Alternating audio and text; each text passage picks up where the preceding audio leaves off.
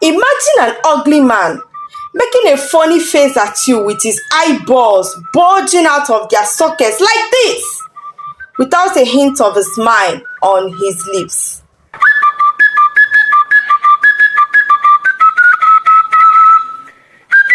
Once upon a time, in a faraway community, there lived a young man named Ikemefuna.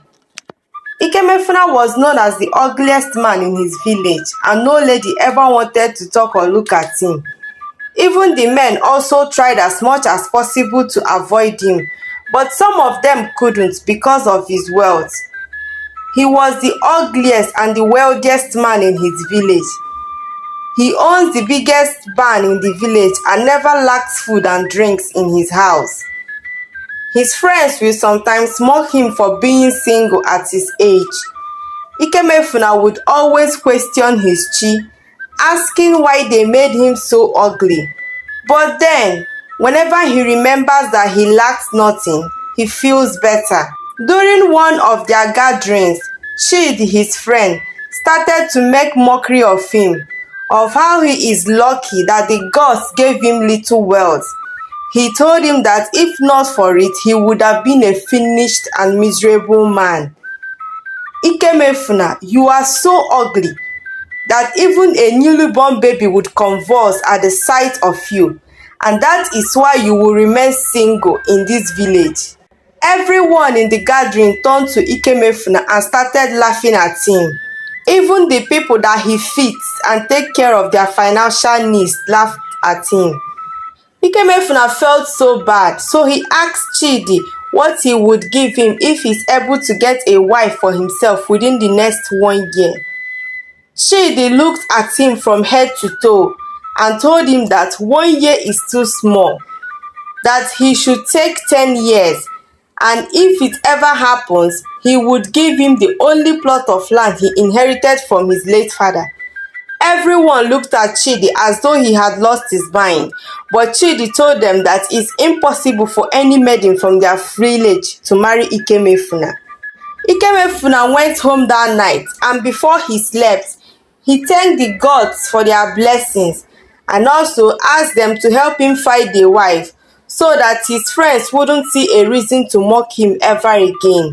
One intriguing thing about Ikemefuna is, despite all the insults and mockery, he is always happy.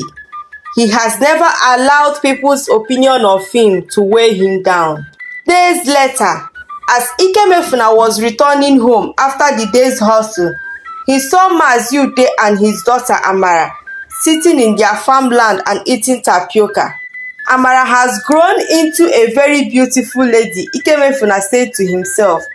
He remembered how him and his friends used to hide in the bush at the path to the stream and scare her and her friends whenever they went to fetch water from the stream. The next day, as he was returning, he saw Amara in their farmland alone, but this time she was busy with work.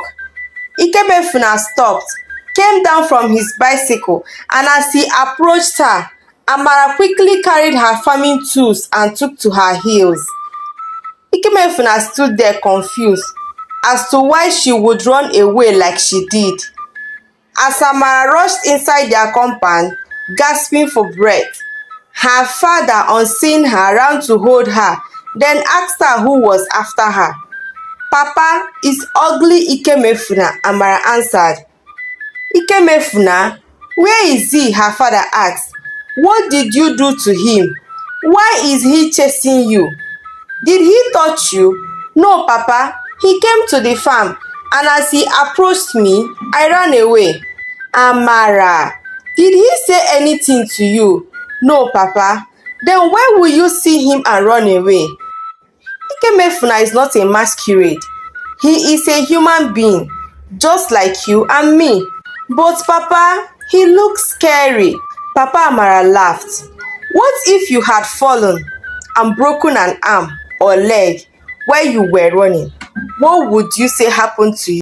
Mama Amara was angry and told her husband that they needed to go to the palace and report to the Igwe. Report what exactly, he asked her. He instructed her to take Amara inside and help her freshen up and rest. He also made Amara understand that their farm is not in a lonely place and nobody can easily hurt her there. For the first time, Ikemefuna felt really bad. My chi, has it gotten to this that an innocent girl would see me and run for her dear life? A few days later, Ikemefuna stopped by again to talk to Amara. This time, he wanted to apologize to her for scaring her the other day and making her abandon her work in the farm. As he entered the farm, Amara saw him, hissed, and continued walking. He sat down on a stone and said nothing to her. Amara continued walking, but somehow she was not comfortable with his presence. She turned and looked at him, and Ikemefuna made a funny face at her. Amara looked away. She turned again. He did the same thing. Amara looked away. She turned again and he did the same thing with his eyes bulging out and no single smile on his face. Imagine an ugly man making funny faces at you. What is this one now? Look at this man. I wonder if he has an idea of what he looks like with his ugly face, Amara said to herself. She looked again, and Ikemefuna did the same thing, but with a little smile on his face. Amara started laughing. She laughed so hard while Ikemefuna didn't even smile. Ikemefuna, what is it? Do you know how ugly you are? I know. Ikemefuna, the ugliest man in Inyom community, he answered.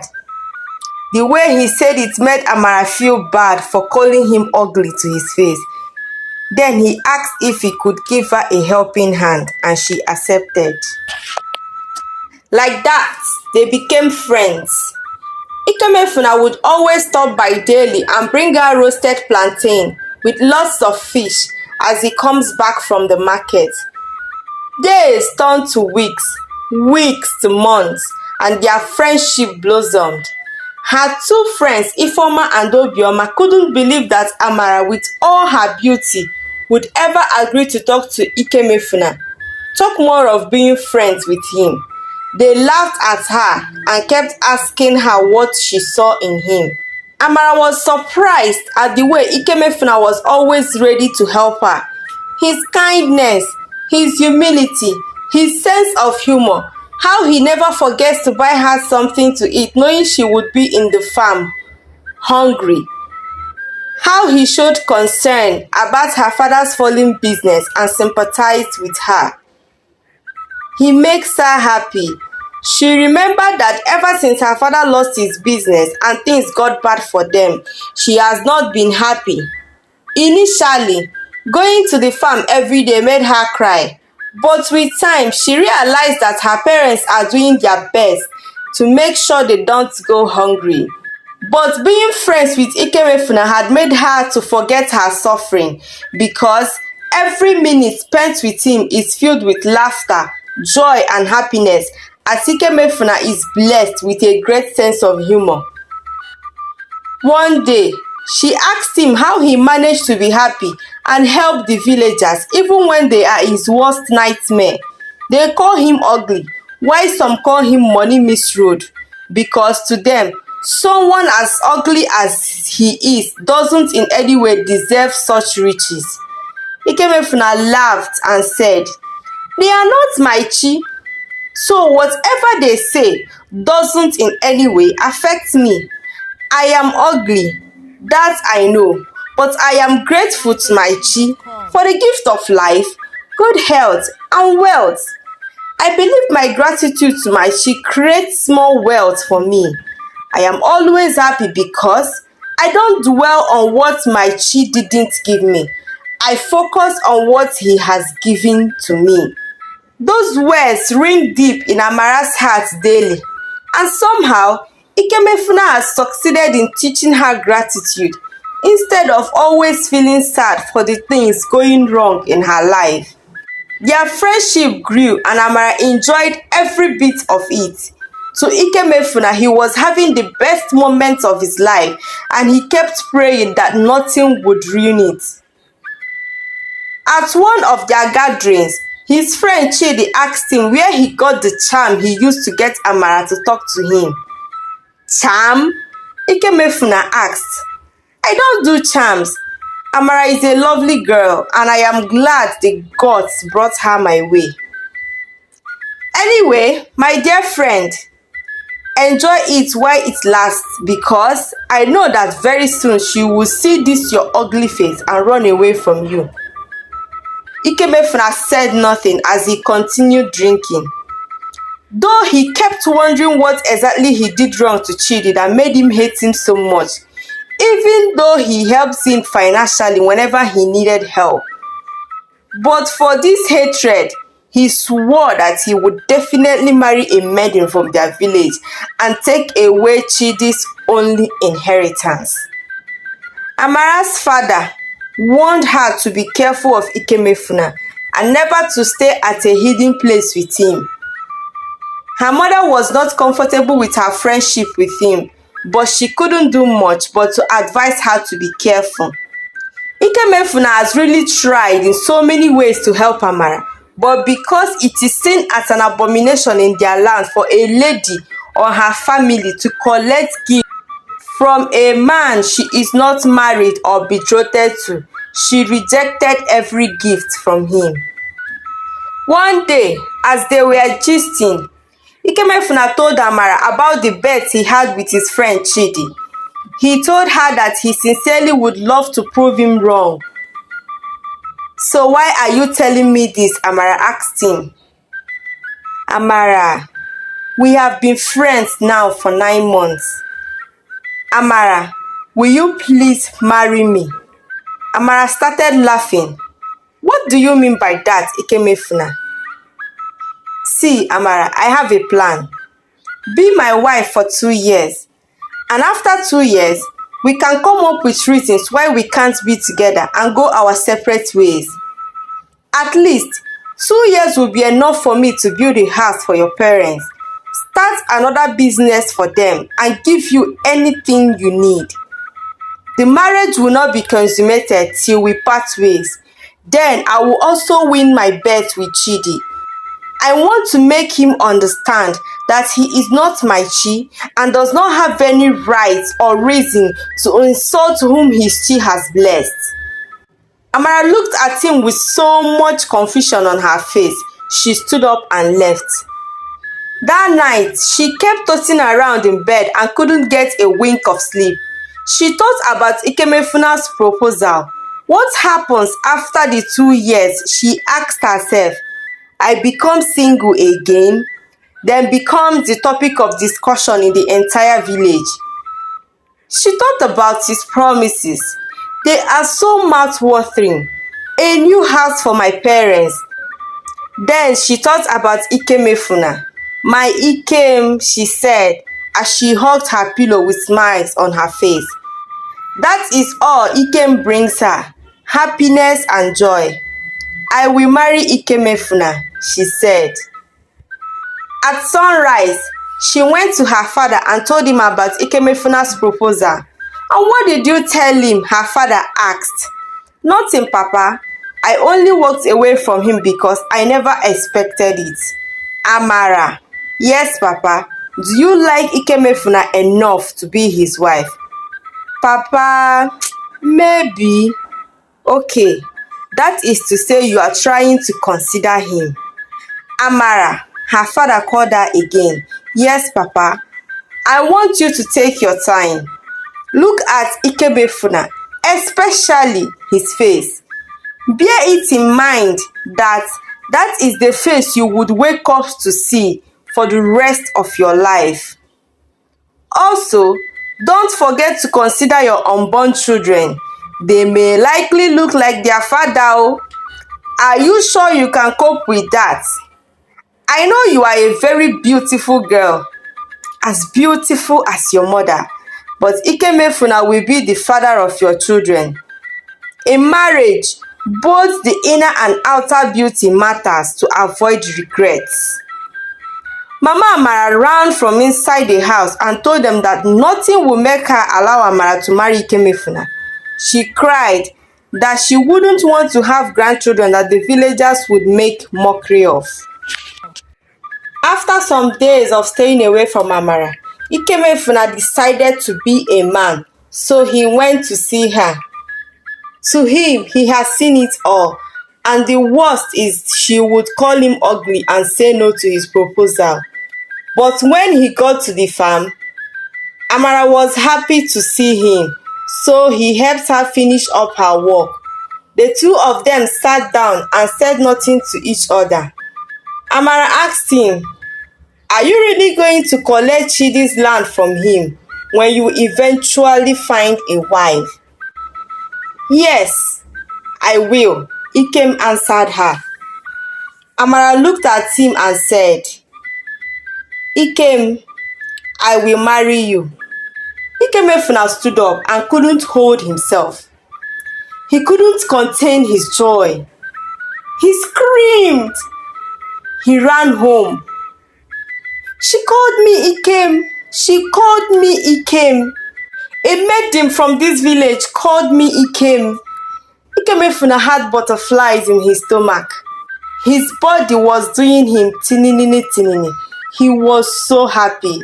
He knelt down with tears in his eyes, raised his hands. "My Chi, who am I that you are so mindful of me? Why do you care so much about me? Thank you so much.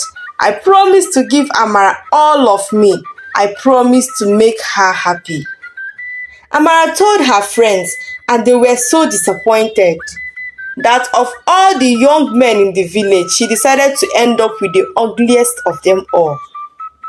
Amara never told anyone about the agreement she had with Ikemefuna. She never told them that she would only be married to Ikemefuna for 2 years. Obioma asked her, "So Amara, you have decided to carry all this your beauty to Ikemefuna's house. What exactly did you see in that ugly man?" Amara smiled. "Ikemefuna makes me happy. His kindness is second to none.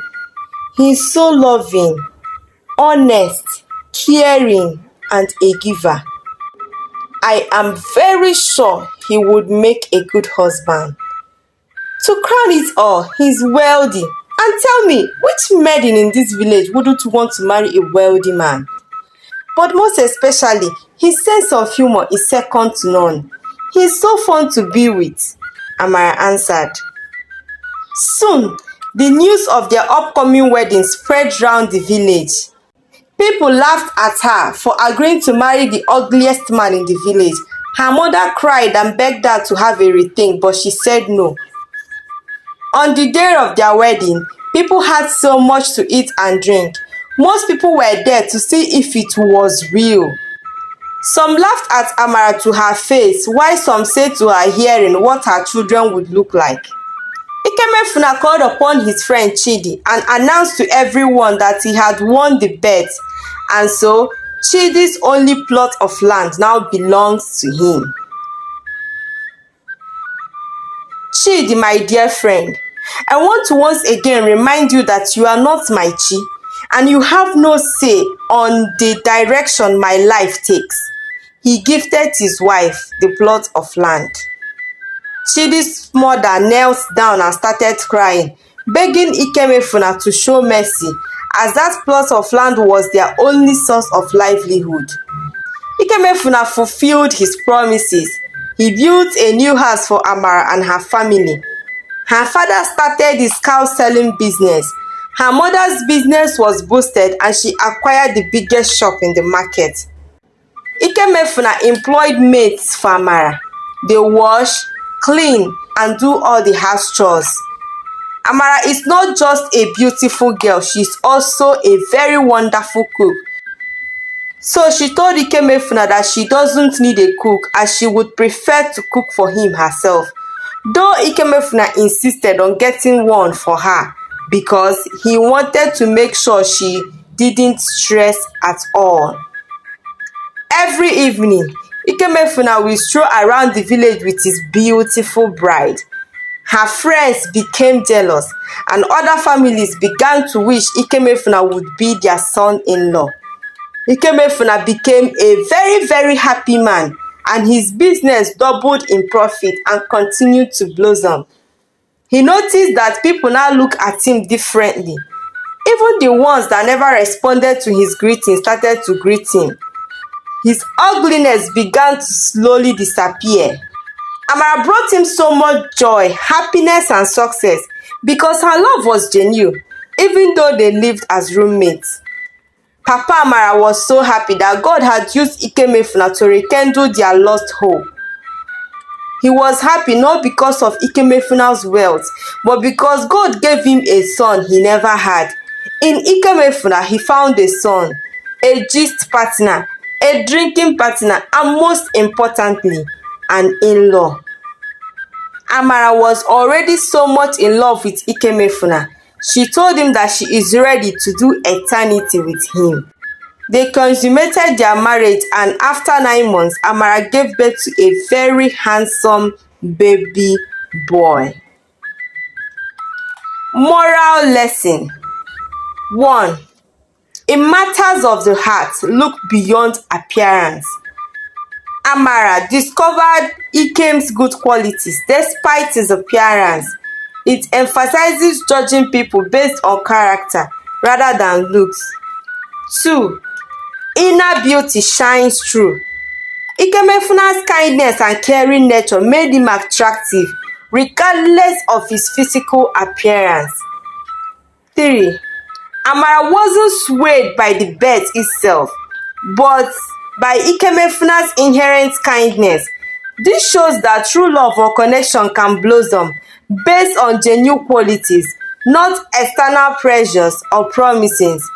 Kindness fosters genuine affection. Thank you so much for listening to my story. Do not forget to like, comment, and subscribe to this channel for more interesting stories. Bye bye.